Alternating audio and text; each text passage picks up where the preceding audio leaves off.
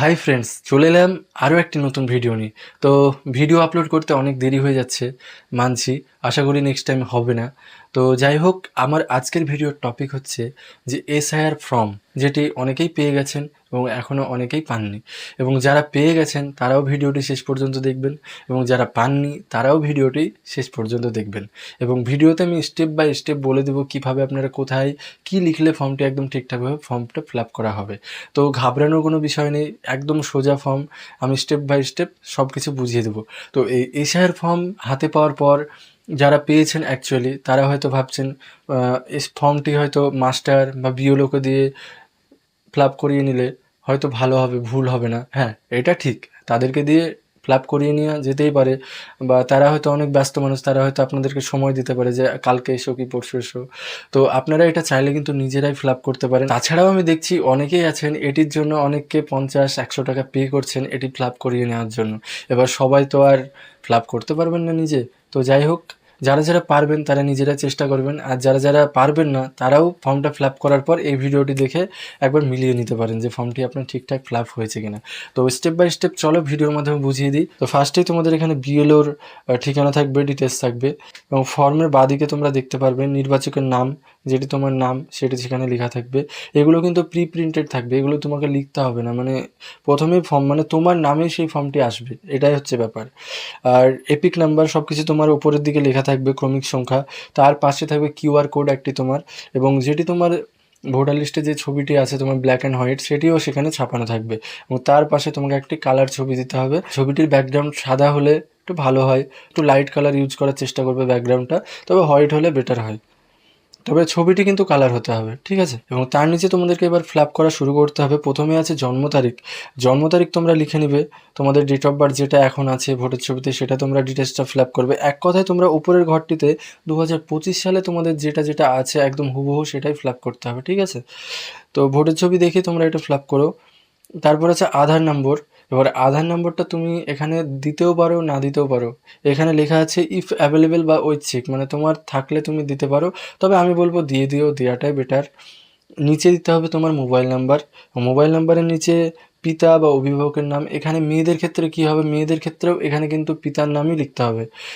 হ্যাঁ, এটা নয় যে অভিভাবকের নাম লিখেছে বলে যে ওখানে স্বামীর নাম লিখতে হবে, সেটা না। ওখানে কিন্তু পিতার নামই লিখতে হবে। স্বামী বা স্ত্রীর নাম লেখার জন্য নিচে আলাদা করে অপশন দেওয়া আছে। তো তার নিচে তোমাদেরকে লিখতে হবে পিতা বা অভিভাবকের এপিক নাম্বার। এটাও তুমি যদি থাকে দিতে পারো, তবে থাকলে দিয়ে দেবে। তার নিচে আছে মায়ের নাম, মায়ের নাম দিয়ে দেবে, মায়ের এপিক নাম্বার দিয়ে দেবে যদি থাকে। তবে তারপরে এবার আসছি মেয়েদের ক্ষেত্রে স্বামী, বা ছেলেদের ক্ষেত্রে স্ত্রী থাকলে। তোমার যদি স্ত্রী থাকে স্ত্রীর এখানে নাম প্লাস এখানে এপিক নাম্বার দিয়ে দেবে, এবং তোমার যদি হাজব্যান্ডের নাম দাও তাহলে হাজব্যান্ডের নাম এবং এপিক নাম্বার তোমরা এখানে দিয়ে দেবে। চলে এলাম তারপরে নিচে। এবার এখানে একটু বোঝার বিষয় আছে, বাঁ দিকে একটা ফর্ম আছে এবং ডান দিকে একটি ফর্ম আছে, মানে দুটো তোমাদেরকে, এবার অনেকে ভাববে ওটাকে দুটোই ফিল আপ করতে হবে, না, এটা তোমাদেরকে দুটো ফিল আপ করার দরকার নেই। এবার ধরো তুমি তোমার ফিল আপ করছো, ওপরের ঘরটা তোমার নামে এসছে মানে তুমি ফিল আপ করছো। এবার তোমার নাম যদি 2002-এর লিস্টে থাকে তাহলে তুমি কিন্তু বাঁ দিকের ঘরটা ফিল আপ করবে, এবং বাঁ দিকের ঘরে কী লিখবে, 2002 সালের যে ভোটার লিস্টটা তুমি তুলে রেখেছো বা মোবাইলে স্ক্রিনশট করে রেখেছো, সেখান থেকে সেখানে তোমার 2002 সালে যে নামটা ছিল, 2025 সালে কিন্তু তোমার এখন যে রিসেন্ট নাম আছে, ডেট অফ বার্থ, সেগুলো ফিল আপ করতে হবে। এবং নিচে বাঁ দিকের ঘরটা কিন্তু 2002 সালে যে তোমার নাম ছিল, ডেট অফ বার্থ ছিল, বা তোমার তখন যে এপিক নাম্বার ছিল সেটি তোমাকে কিন্তু এখানে পুট করতে হবে।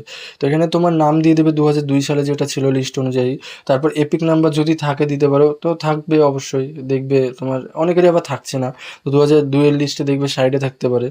অনেকেরই এপিক নাম্বার পরে চেঞ্জ হয়ে যাচ্ছে, তো ওখানে যেটা 2002-এ আছে সেটাই তুমি ওখানে লিখে দেবে। 2002 সালের লিস্ট অনুযায়ী যা যা এখানে চেয়েছে, তোমার রাজ্যের নাম, জেলা, এপিক নাম্বার, নির্বাচন, যেটা যেটা যেটা দিয়েছে তুমি ওখানে কিন্তু ফিল করে দেবে, ঠিক আছে।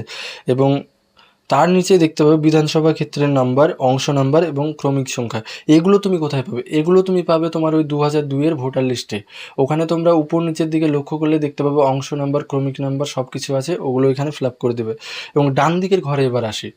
এবার ডান দিকের ঘরটা কারা ফিল আপ করবে, ধরো তুমি তোমার ফর্মটা ফিল আপ করলে, উপরের ঘরটি ফিল আপ করলে, এবং তোমার 2002-এর লিস্টের নাম নিয়ে তুমি কী করবে, তখন তোমার বাবা কিংবা মা কিংবা ঠাকুরদা কিংবা ঠাকুমা, তাদের নামে তোমাকে, তাদের লিস্ট তুলে রেখেছো নিশ্চয়ই, তাদের নামটা তোমাকে এখানে ফিল আপ করতে হবে। এবার ধরো যদি তোমার বাবার নাম দিয়ে ফিল আপ করো, তো সেখানে তোমার বাবার নাম, এপিক নাম্বার যদি থাকে, আত্মীয়তার নাম, সম্পর্ক, জেলা, রাজ্যের নাম, একই সিস্টেম। তোমার এখানে কিন্তু 2002 সালে তোমার বাবার যে ডিটেলস ছিল সেটাই কিন্তু এখানে কিন্তু পুট করতে হবে, ঠিক আছে।